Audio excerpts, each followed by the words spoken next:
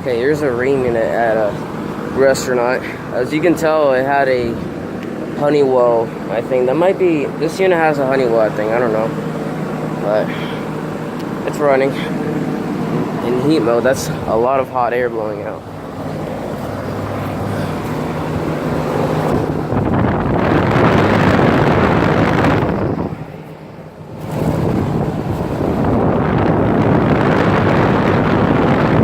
It's got a seal fan motor, and that's a complete hack job for the fan motor job.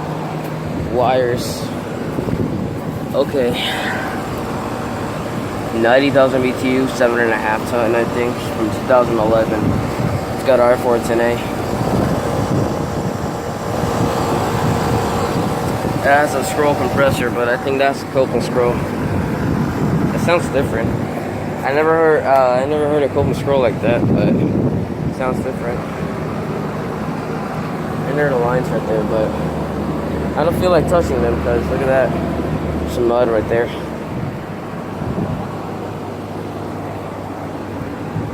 Yeah, this is a 7.5 ton Rheem RAWL-090CAZ unit. So R410A. Located at a restaurant, so